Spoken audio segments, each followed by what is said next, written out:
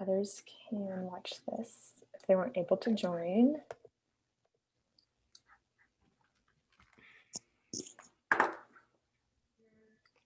Hold up, I'm back on the call.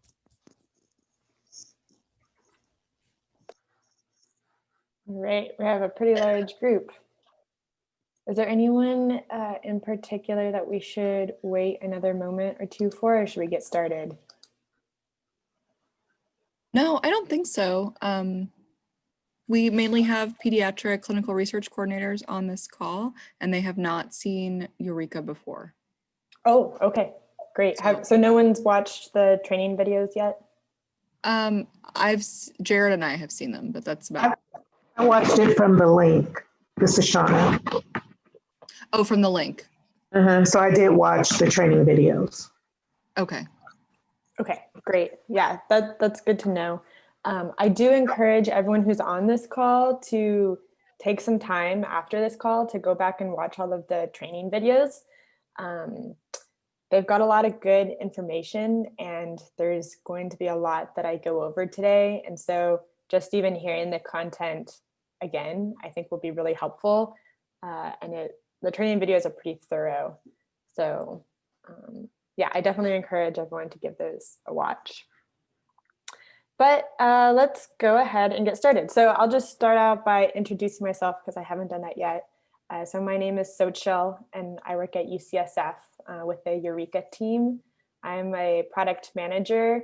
And so basically my role is to work with study teams and the study PIs to figure out the best way to support their study or clinical trial on our digital research platform. So what Eureka does is we can host digital clinical studies. We have a website that participants can interact with.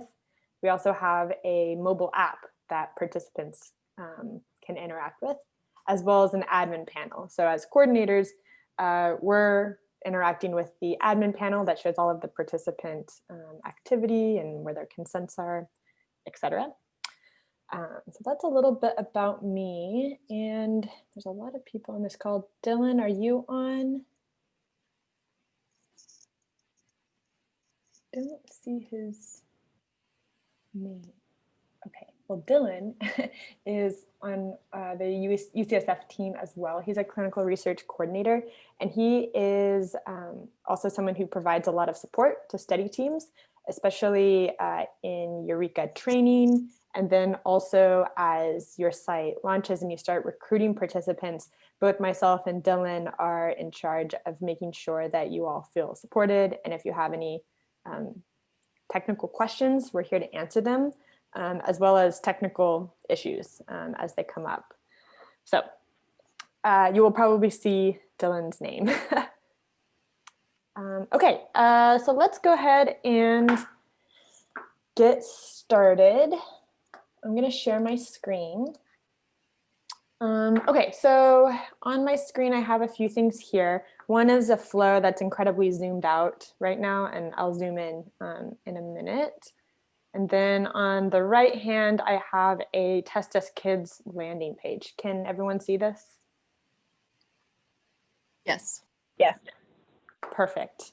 So a little bit of background information is we have studies on our platform, and we call them tenants, and they're just little like building blocks of studies on the Eureka platform. So in the case of Test Us, we have a study called Test Us, and that's what we call the adult tenant. And that's where adults come in through either a certain URL on the web, or they can download the mobile app using a specific link to enroll in Test Us. And then what we've done is we've created essentially a spinoff called Test Us Kids. So it is important, especially if anyone on this call is working with both enrolling adults and children, that they're separate. They're incredibly similar, but we consider them separate tenants. So what that means is there's separate URLs, separate links to download the app if you are using the adult tenant, and then separate admin panels. So it's going to be pretty important to make sure that if you're trying to enroll children, that you're on Test Us Kids, And so you can tell that from the logo, this great big yellow stamp that says kids. And then you can also tell from the URL. So this says test us kids. So you'll always know that you're in the right spot. Another thing to notice, and then I'll pause for some questions, is it's important to notice which environment you're on. So the Eureka platform, we have a test environment. We also call that stage. This is where you can click as many buttons as you want. Don't be afraid to break anything, try something, enroll participants in the test environment, aka stage. And the URL of the stage environment looks like this. It's .hehtech.io. So this is the indication that you're on stage. Versus the second environment, which is the live site. We call that production. That has a cleaner URL, which I'll show you right here. testuskids.eurekaplatform.org. So this is the live site. .eurekaplatform.org looks a lot more clean. And remember, the stage site or the test environment is .hehtech.io. So that's really important to recognize. For the purposes of training, everyone will be interacting with the stage site. Then once everyone is sufficiently signed off, and we'll talk about that process in a little bit, then we can give access to the production site. One thing to know is even once the production site for Emory is live and you are recruiting participants, the stage site remains. So you can always use the stage URL to train new coordinators, to practice yourself. As we add new research devices to be tested, you can always test in stage. So are there any questions so far about correctly identifying that you're on the Test Us Kids tenant, and then identifying on the URL if you're on the stage versus production site?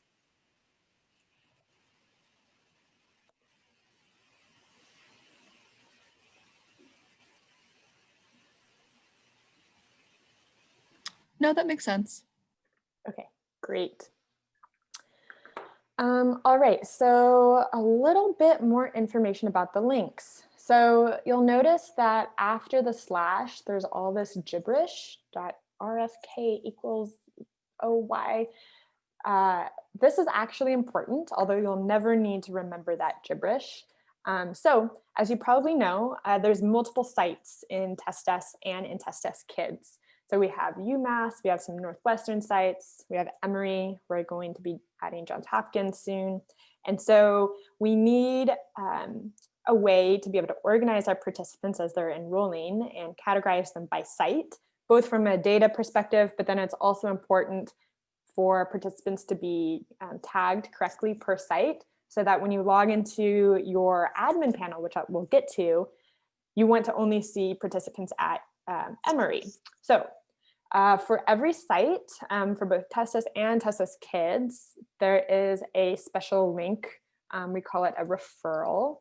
And so what it is for Emory, and hopefully this isn't too hard to remember, but it's /Emory. So what this is the link that we'll talk about this in a second, parents and children will sign up.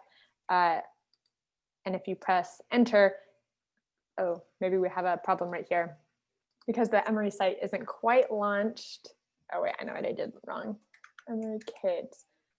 Sorry, Emory Kids, not just Emory. When I use that special, it's called a slug after the slash in the URL, it auto populates to this correct gibberish. So it's really important to make sure that when you're enrolling participants at the Emory site in TestUs Kids, to make sure you go /Emory Kids. And that's the same on both stage and production. So I can show you on production /Emory Kids. You'll see that up here in the address bar, it also auto corrects to this like identifier that tags participants. So what happens if you forget to put /Emory Kids? you're going to get an error when you start enrolling a participant because the system is expecting a referral, a site referral. And if it's absent, you're going to get an error. So let's just take a look at what that looks like. I opened up an incognito browser, testuskids.htech for stage, and I'm not going to put any referral. And if I hit join the study, and I'm like, okay, this sounds good. I hit get started. I'm getting this error here that says referral required. And so I can't go any further. The study is for invited participants only. So that's, if you ever see that page, that's a signal to you that you need to go /Emory Kids. All right, so I know that's been a lot of information. Does that make sense so far? Yes. Great. Okay, so now let's start talking about the study flow. So I said earlier that participants can interact either on our mobile app or our website. And that's true, except in the case of Testus Kids, it's entirely facilitated by the web. And this is because kids are not going to be the ones like logging in to their accounts. And the other thing that's unique about Testus Kids is that the consenting process is unique. So I'm trying to make this big. Let's take a look at how a parent creates an account for their children in Testus Kids. So the first thing that's going to happen is the parent's going to visit that URL that we just looked at, and the parent is going to sign up for a Eureka account. So I'll walk through the whole flow in just a moment, but essentially what that is providing their first and last name, their email address, and their date of birth. Then the first thing that the parent's going to see is, well, they're going to see a consent for themselves that says that they understand that they're creating a parent account. And then they're going to see what we'd consider a survey that to enroll a child in the Testus study. So they're going to fill out information, which is the first name, last name, date of birth for the kid. And then what we're going to see next is a DocuSign form, and it's going to have both the child's name and the parent's name. And the parent is going to be the one who checks the box that says, yes, I consent to this. I was pointing at the wrong. There's a pre-DocuSign page that says, you're going to go to DocuSign, but we'll take a look at that. At this point, once the consent in DocuSign has been signed, the child account is created in the system. And we'll take a look at that. The parent, which is along this line, will see a success screen that says, great, you've successfully enrolled a child. And then on the next screen, the parent will get the opportunity to create another child account if they have multiple children. So hopefully it kind of makes sense. If you're the parent, it's almost like the same as like filling out a form for the first child, consenting, and being like, okay, I have another child, and like filling out a second sign up form for the second child. So let's take a look at that.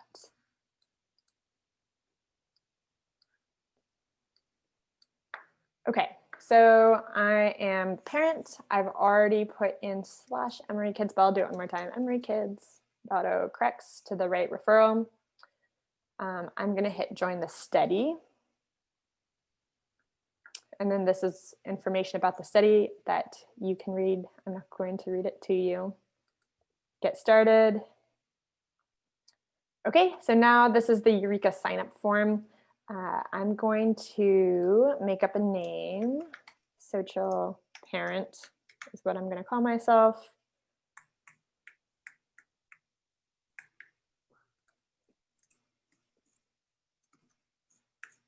Making up an email address. Making up a password. Later, when you're testing, it takes a long time to fill out this form. So there's actually a button up here that says get to the CHAPA, and that actually auto fills this information for you. But for the sake of going through it, at least once, practice filling it out. Okay, let's join Eureka. Oh, my email already exists because I've done too much testing. So I just added some numbers. Let's see. Our system is very similar to most systems that you sign up on the web. If you try and sign up with an email address that already exists in the system, you should log in instead of creating a new account. That's pretty standard. All right, so actually what I didn't point out on here is first the parent has to fill out an eligibility survey. So are you the parent or legal guardian who is authorized to provide consent for your children's medical care? If you're a legal guardian, please bring this documentation to the site. I'm going to say, yes, I am. Are you and your children currently at a site? If you say yes, that's great. If you say no, you get a follow-up question that says, if requested, are you willing to bring your children to a site to get a COVID test? Yes. Are you willing to answer short survey questions about your child's health and background? Yes. Are you willing to have your child receive 2 COVID tests? And you can say yes. So that's how a parent is eligible for their kid. And great, I'm eligible. And so this is that parent consent that I talked about, where it just says the parents agreeing that they're having a Eureka account created so that they can enroll their children in the test research study. You'll be asked to provide their name and date of birth on the next screens. I agree. Great, so the parent is finally signed up. And so I'm gonna show you a few things. First, I wanna point out this next thing for the parent to do is called enroll a child in the test study. So we're finally on this flow. So this first item, enroll a child in the test study. And then what I'm also gonna do, I'm gonna flip over to the admin panel and I'm gonna refresh and I should see my participant that I just created. There they are, social parent, that's me. I can see my email address, my birth date, and that I've consented as the parent. If I click on this Eureka ID, I can also see that this parent was enrolled at the Emory site. So remember, we put /Emory kids. And if I click on the parent's name, I can see more information about them. This is the basic info. I can download a consent. That's the one I just signed. And then if I go up to activity, I can see what steps the parent needs to complete. So enroll a child in the study, consent, child successfully enrolled, parent next task. So that's exactly what we have here. Okay, so let's get started. Let's go back. I'm flipping back to my parent account and I'm ready to enroll a child. Okay, this information is used to create a child account in the COVID-19 Test Us Kids study. Provide information for one child at a time. After you have completed the enrollment process for one child, you'll be given the option to begin again if you want to enroll multiple children. Great. Okay, I'm going to call this child 1. Their last name is Test, and I'm going to make up a birth date about November 13th, 2009. Seems good. All right, so hit finish. The next thing that we're expecting is that pre-DocuSign page. Okay, this is the pre-DocuSign page, letting me know that I'm going to be taken to DocuSign. I encourage you to read through this when you're doing your testing yourself. All right, so we're at DocuSign. So a couple things to point out here. We are now on DocuSign, so there's certain things that we have to work within the limitations. And one of them is to begin, the participant, which in this point in the study is the parent, has to click this little tiny box to say that they're ready to continue. So sometimes that trips people up because it's like, I'm trying to scroll down, but you have to click this little box that you agree to use electronic records and continue. Okay, and now we have the consent. I'm not going to read it to you, but I'm going to scroll all the way to the bottom. So now you can see that's my name, social parent. There's my child's name. That's today's date. And to agree, all I have to do is check the box, and then I'm going to hit finish. So we just did that. And so now what we would expect is the parent to see the success screen. Great, successfully enrolled a child in the study. I'm going to say finish. And then of course, the next thing that we expect is this next steps, asking me if I wish to enroll another child. So for the sake of an example, I'm going to say yes. And I'm just going to leave the parent account there for a second. And I'm going to flip back to the admin panel. I'm going to go back to participants. And now what we see is there's that social parent account that I made just a moment ago, but then here's that child one account. So that's the one that we just created because I consented to have my child enrolled. So I clicked on the name and I can see that the child has been assigned a bogus email address. And that's because we are not collecting contact information on the child, even if they're 17 and a half. We're not collecting their cell phone number and we're not collecting their email address. It's just information about the parent. You can over here see who the parent is. So if I click this hyperlink, which I will do, I can hop back to the parent account. And vice versa. I can hop over to the child account. All right, so far everything has been completed by the parent. Are there any questions so far about the steps that the parent completes to create an account for their child?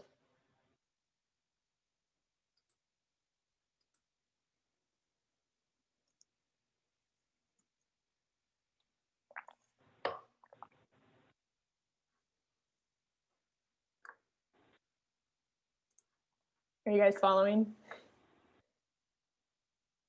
Yeah, this makes sense. Yeah. Mm-hmm. All right, so just for sake of demonstration, I'm going to create a second child for my parent. I'm going to call him child 2. Test.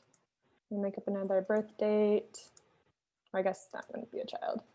Let's do another 2009. Sort of twins.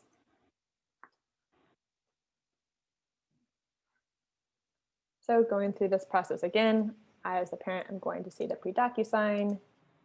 Great. Presented with DocuSign again. I've already checked the box as this parent, so now I just have to hit continue. So now my name again, the second child's name. Fantastic. And once again, I should see that success screen. Great. So now if I go to the admin panel, hopefully this is becoming very repetitive. I see the second child there. If I hit their name, same thing. They've been assigned a bogus email address. They still have this parent. And if I hop over to the parent, we can now see that they have 2 children associated. You can also download the consents that we've just signed. So you can hit download. Okay, great. So looking back at this flow, we've talked through this many times now, and we've seen the child account be created. There's one more step that is important when consenting children, and that is documenting that assent has happened.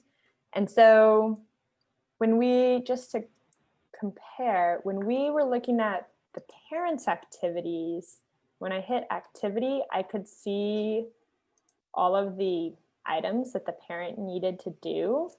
So remember that. But when I go to, let's go back to child 1, and if I hit activity and I try and see what they have to do, you'll see that there's a small accordion dropping down, but there's nothing in there. And the reason for that is we need to document that assent has taken place. And so that's what this step is right here. The child assent documented coordinator form is used in the child accounts to open the child's e-visit 1. Okay, so we have a few different mechanisms in the admin panel of different actions that coordinators can take. The first one that we'll talk about is coordinator forms. So if I head over to coordinator forms, now we see a big long list of forms. So coordinator forms, and hopefully the name is somewhat descriptive, are used by the coordinators to enter data about the participant, in this case, child 1. Some of these forms help you document when samples have been taken for both the standard test and for research tests. There's different forms filled out if a tiebreaker is needed.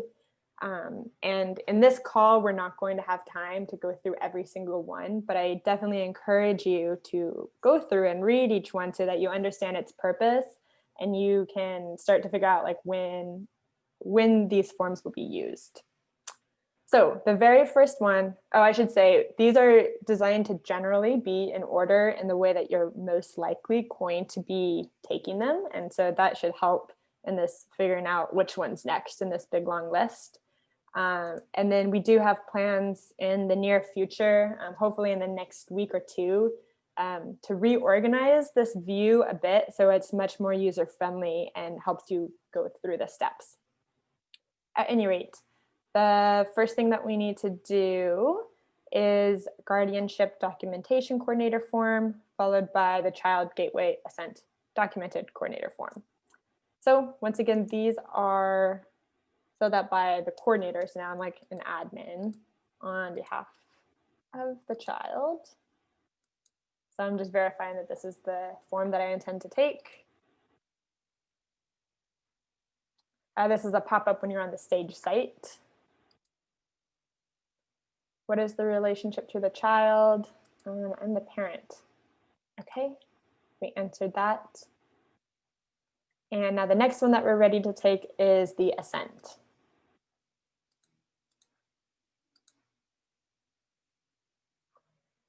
All right, does the child agree to participate in the test research study? So there's too young to provide informed assent, less than 6 years of age. Then we have yes. Then we have, in my opinion, this child is unable to provide informed assent for non-age related reasons. And then we have no.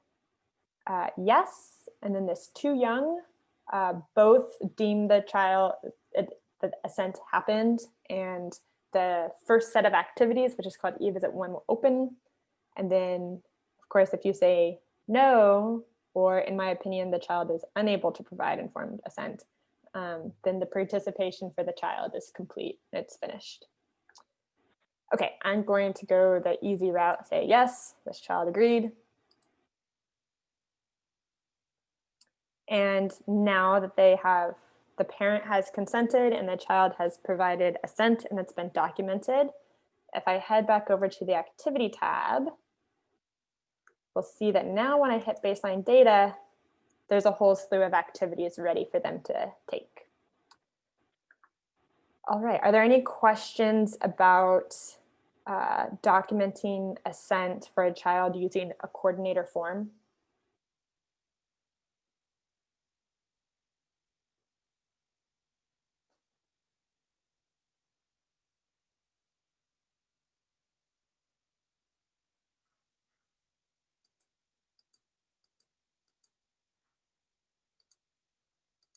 All right, I'm going to assume that it's clear and you can still hear me. Okay, so let's do that one more time for the second child.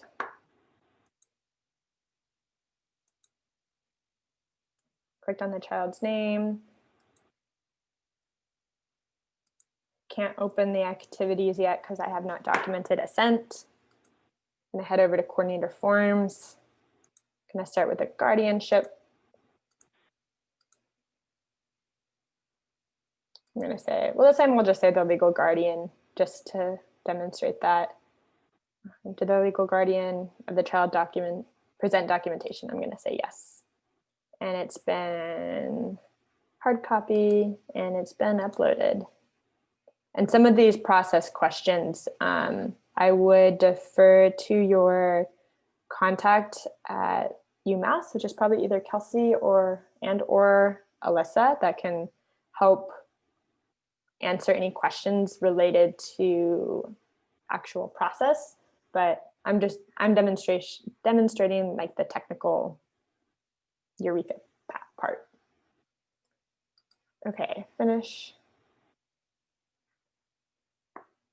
All right, let's document assent.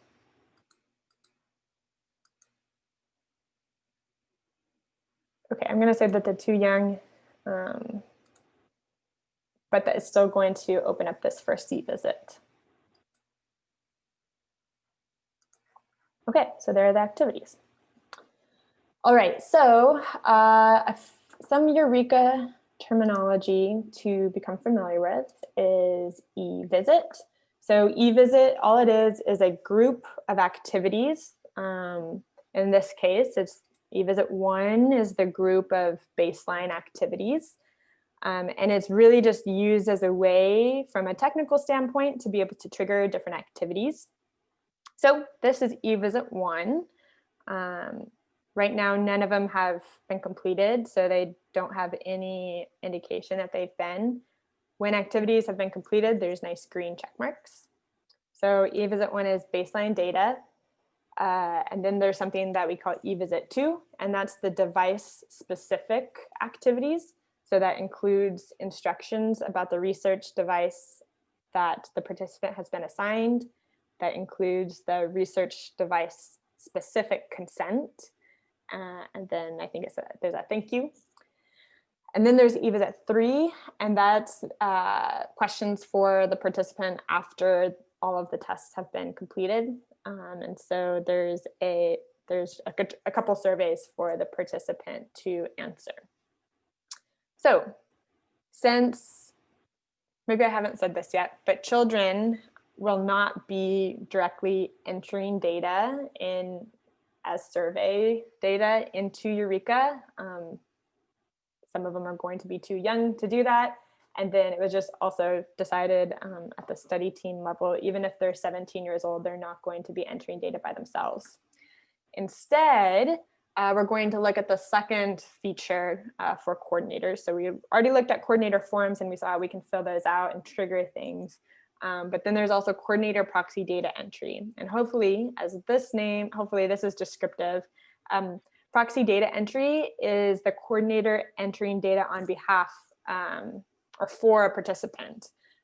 So you can see that there's surveys here, your demographics, your child's tobacco history, and all of these that we are going to click into and answer interview style with the parent. So just to show that, if I flip back to activity,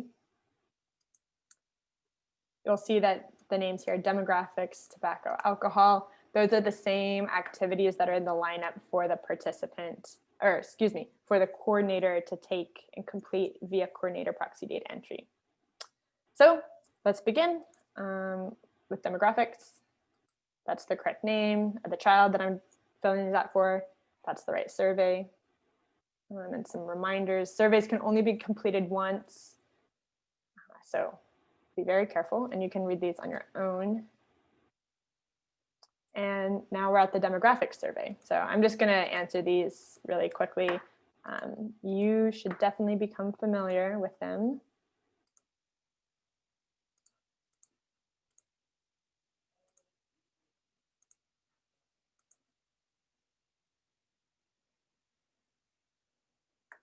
All right, so I'm the coordinator, so chill, and I have filled out this demographic survey on behalf of the child. So I can also go to activity, and I can see that it has also been checked off in the child's queue. So if you're looking really closely, you'll notice that there's one activity in the participant queue that doesn't show up in coordinator proxy data entry, and that's the medications activity. The medications activity is not a survey. It's a different type of activity from a technical coding standpoint.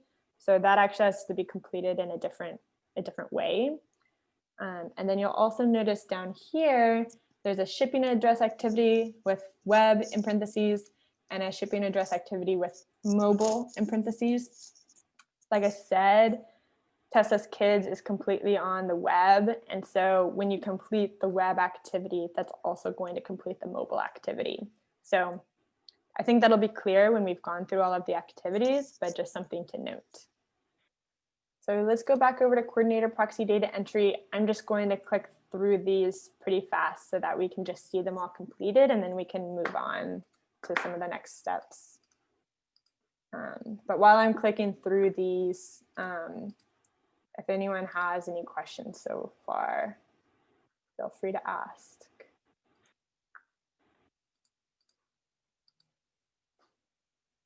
Look, Shauna had a question here in the chat. Is there a signature panel for kids 11 and older? So there's, What do you mean a signature panel? are any children providing signature like the adults, I guess, checked the box for their consent? At this time, no. There's no distinction in age. As long as they're under 18, everyone's following the same flow.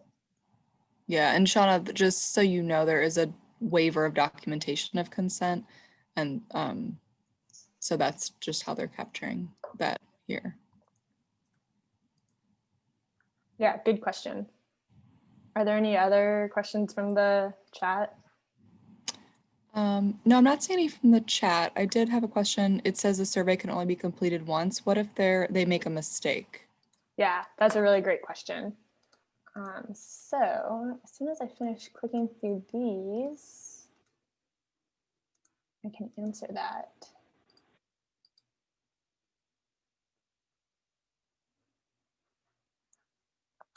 Okay, we just have one more and then I can answer that. Okay, we're at the shipping address activity.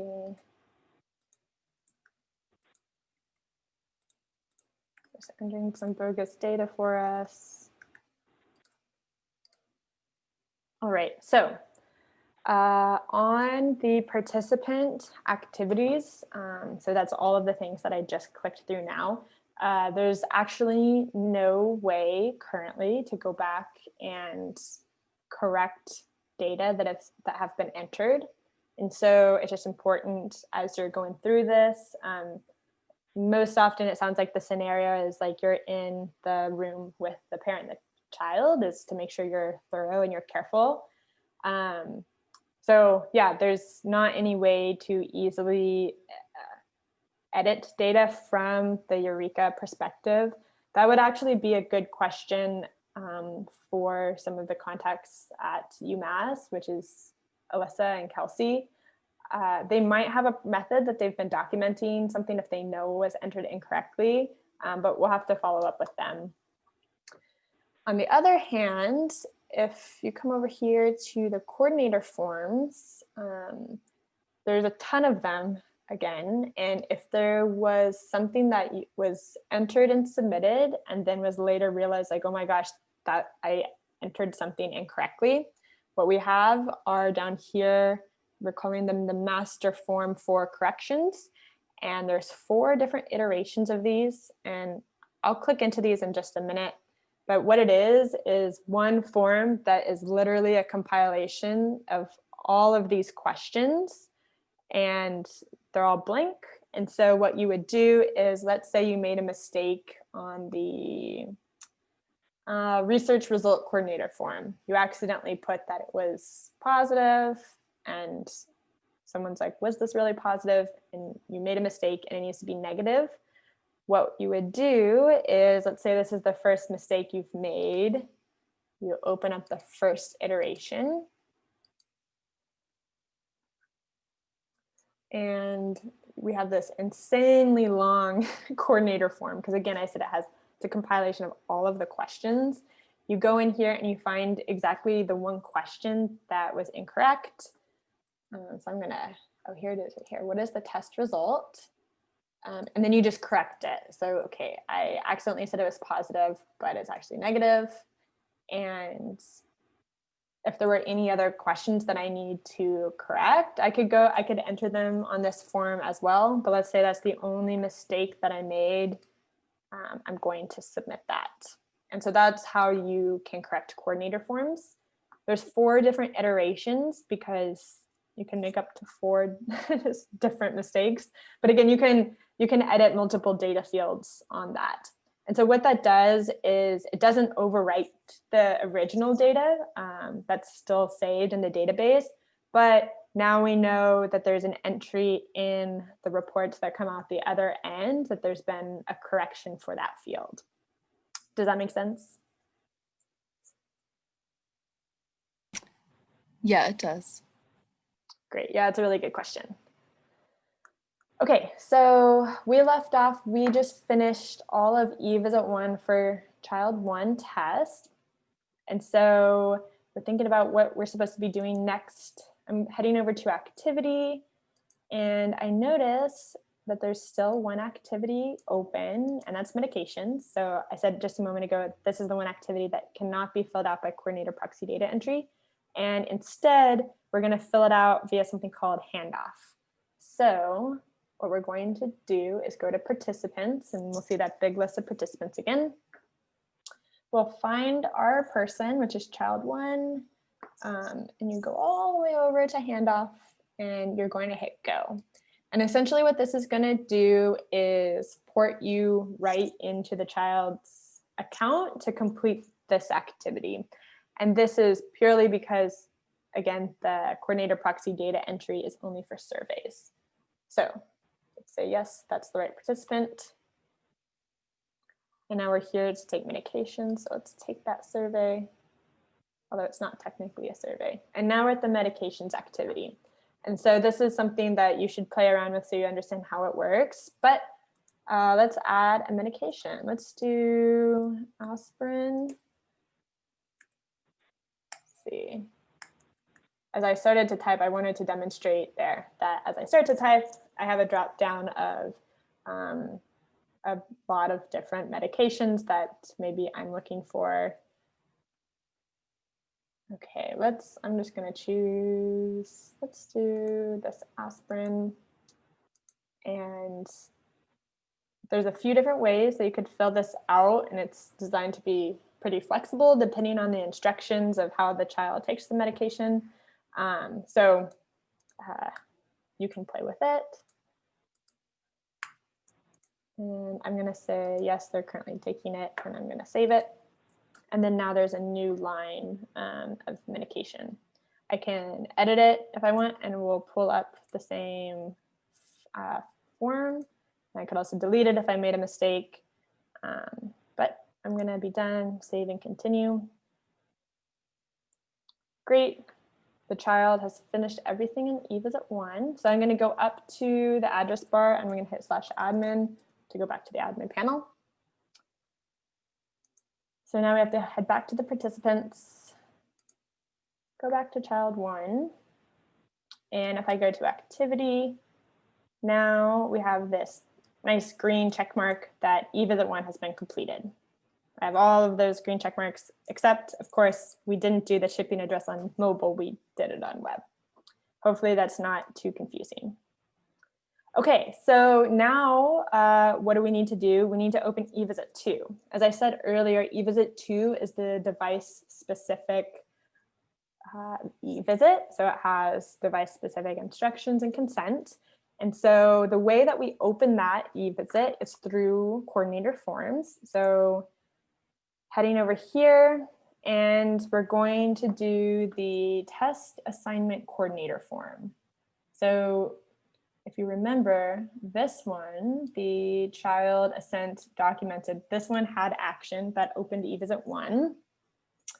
In a very similar fashion, this test assignment coordinator form is going to open eVisit2. So let's do that.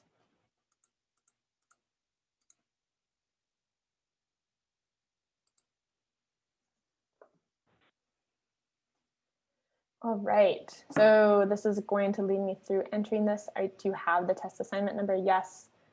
What is the standard testing number?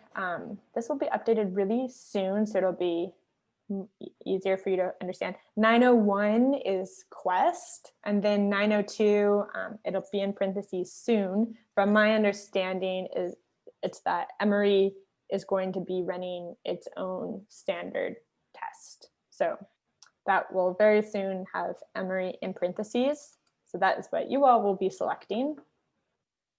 And then what is the research testing assignment number? hopefully some of these numbers sound familiar. It's my understanding that you all are starting out with 5534. So make sure that you're selecting the correct testing assignment number, because again, that's going to deliver the correct device specific consent. So let's do 5534. And I think where you've configured this, let's just make certain. I'm gonna head over to activity. eVisit 2 didn't open. And the reason is because we're still working on configuring 5534. So I'm going to use child 2 that, thank goodness, we already created. And let's try that again. I'm going to use a test assignment that is already active, but it's going to operate in the exact same way as 5534 will. So 902 for Emory, and I'm going to choose, let's do 2183. So this should open eVisit 2, and if it doesn't, that means we have a technical issue on our end. Aha, okay, it did open. So eVisit 2 is opened, and you'll see if I drop down 2183, actually, it looks like I'm demonstrating with a technical glitch, which is not fantastic in terms of training. But what I'm expecting to see here is a set of activities related to 2183.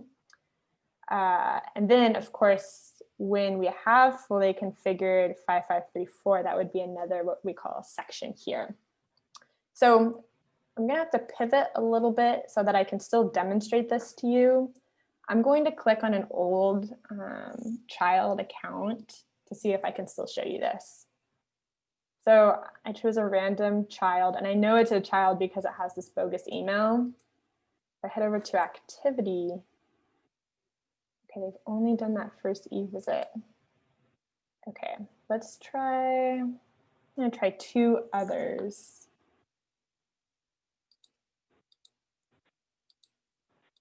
Keep your fingers crossed that hopefully I took some of these test users all the way through before. Aha, okay, so just bear with me on that. So this is a different child that I did as a demo last week.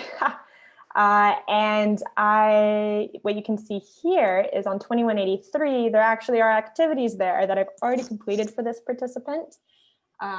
And so I know that 2183 was assigned because there's activities versus this X, this red X for 2244. And if I hit it, there are no activities inside of that section.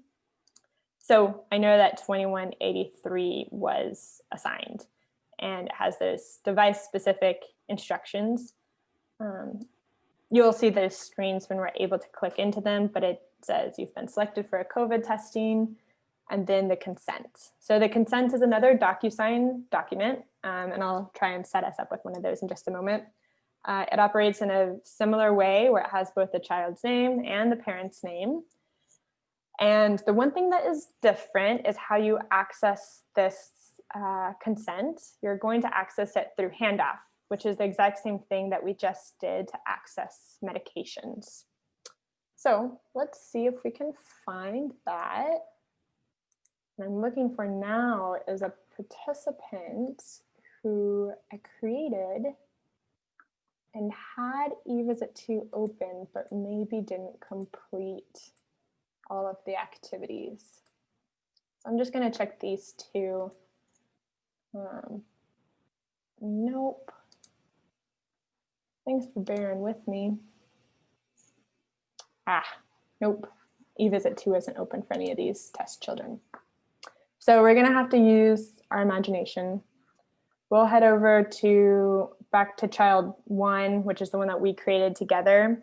And so to be able to complete the activities, actually, I'll jump back over to, this is, again, I'm jumping through tabs here. So this is the participant that I did last week.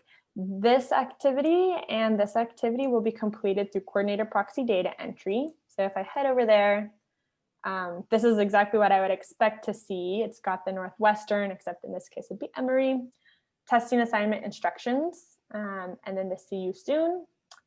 So I would complete those via coordinator proxy data entry, which we were able to demonstrate on the other tab.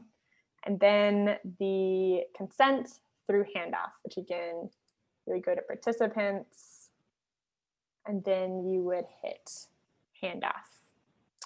So I'm sorry I wasn't able to demonstrate that, but in the videos, the training videos, I can make sure to send those out again, and I can highlight the exact spot in the training videos where this part is demonstrated.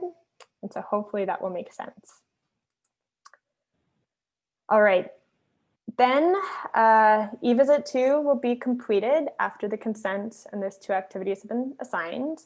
And so now it is time to actually administer the different tests, both the standard tests and then the research tests.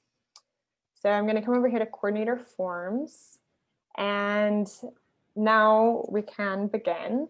There's, as I keep saying, there's a whole bunch. There's a standard test order form, standard test sample collection form, standard test result, same for the research. And we're not going to have time today to go through all of these. So I'm just going to demonstrate the research test sample just so that we can take a look at that.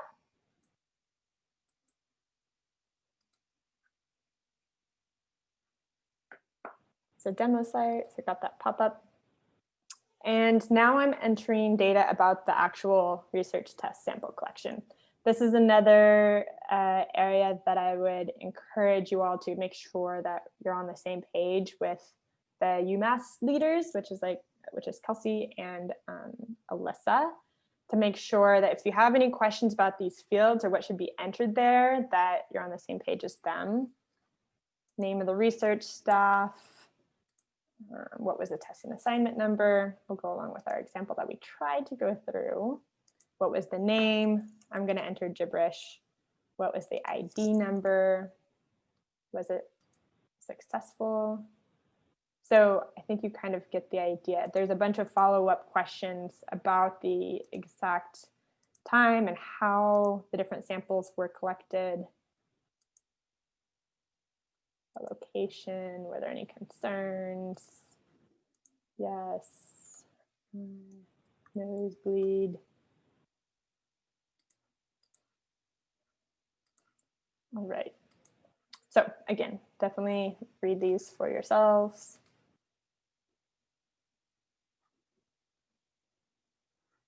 Great. So let's say that you've completed the research test sample collection and you've also completed the standard test sample collection, and the participant has done everything that they need to do in person as far as sample collection. Then we have the last coordinator form that has action. So we're familiar with the form that opens eVisit 1, the one that should open eVisit 2, and then now we need to open eVisit 3. So to do that, we're going to submit the in-person visit complete form. And all this signifies is that everything related to specimen collection has been completed and eVisit 3 can open. So has it been completed? Yes. And now if I go over to activity, eVisit 3 open, which looks very weird in this view because we skipped eVisit 2. And you can see that there weren't any test assignment specific surveys. Since it was not collected by the participant, there wasn't a usability survey. Sometimes for future devices, there may be.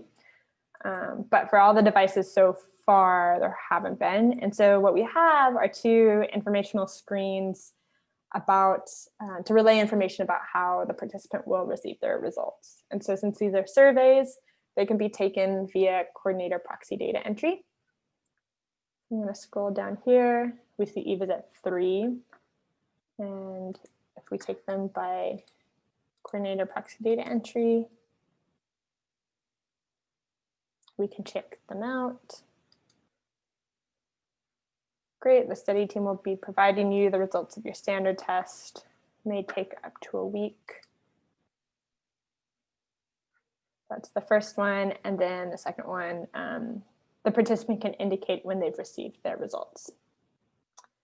All right, so we're almost at time. I know that's been a lot of information. Before questions, just a quick recap is, and I'll post these in our Slack channel. The most important thing from my perspective to understand is that it's the parent who is visiting the study website. Remember that /Emory Kids. It's the parent that is inputting the name of the child and the birth date and signing them up. The parent can go through that as many times as they need, as many kids as they have. When the child account is created, the coordinator documents assent, and then all of the surveys are completed by coordinator proxy data entry and except for 2, which is medications, and then the consent and e-visit 2. And then the rest of the coordinator forms are for sample collection and helping you through the study. And then we just looked at the final coordinator form, which opens the e-visit 3. So I know that's a lot of information. Are there any questions?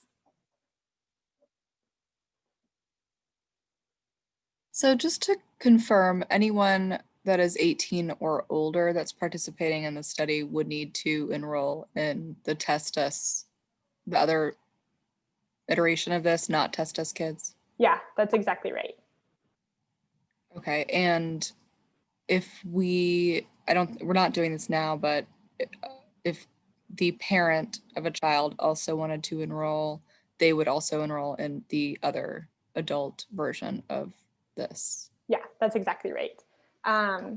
It's a really good point because something to realize is that when a person, an adult, has created a login to Eureka for a study, that's actually a universal login.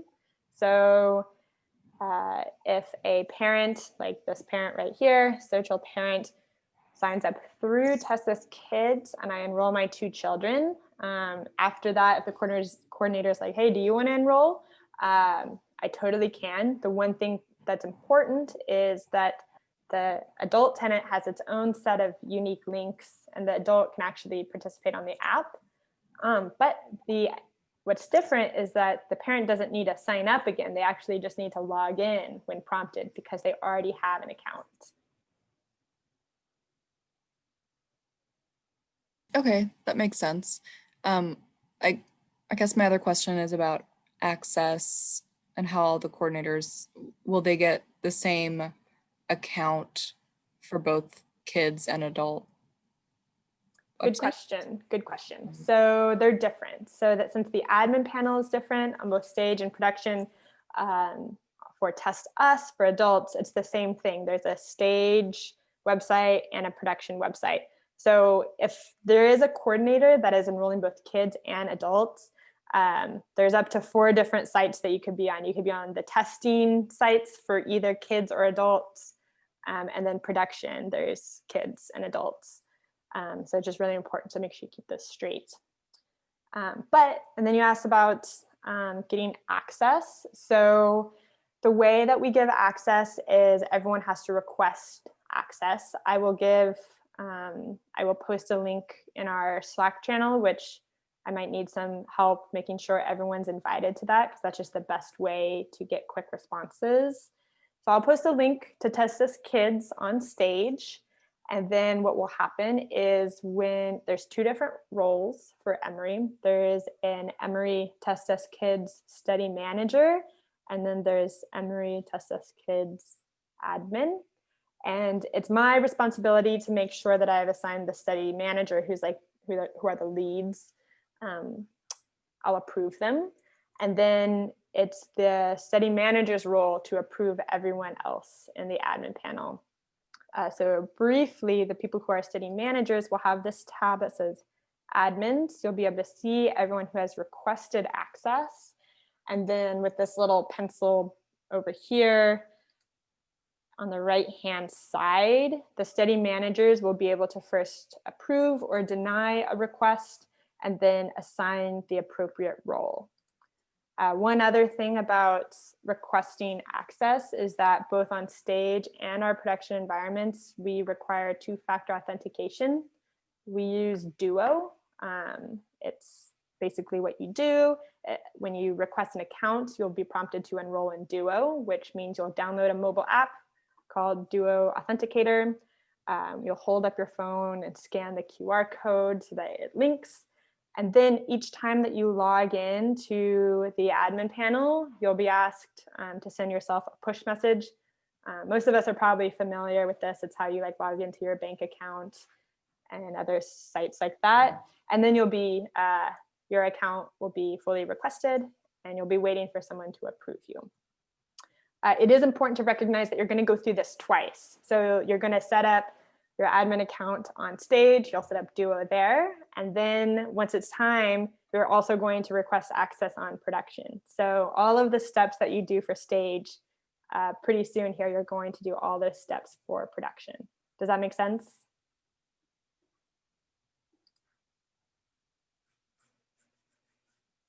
Yeah. Okay, great. Okay, so I know we're a couple minutes over. So what are the next steps? Well, like I just said, I'm going to send you the links and everyone should request access. And then what you really need to do is if you haven't already watched the training videos, I would watch them. There are just some things that I go over in more detail that I think are helpful. I'm also going to post this training recording to YouTube, and then I'll also post it on our Slack channel so you can rewatch it again if you need to. But everyone who's going to be an admin for Test Us Kids needs to go through this process at least 5 times of creating a test parent account, adding children, practice using those coordinator forms to open certain e-visits, and get all the way through. So everyone's expected to make at least 5 test users. And then when I think the team leads, is it, I can't see my list. I think Jared's a team lead and Rebecca, are you one as well? Yeah. Okay, great. So when you and your team feel like you've tested test kids, and if you come across questions, the place to ask them is in Slack.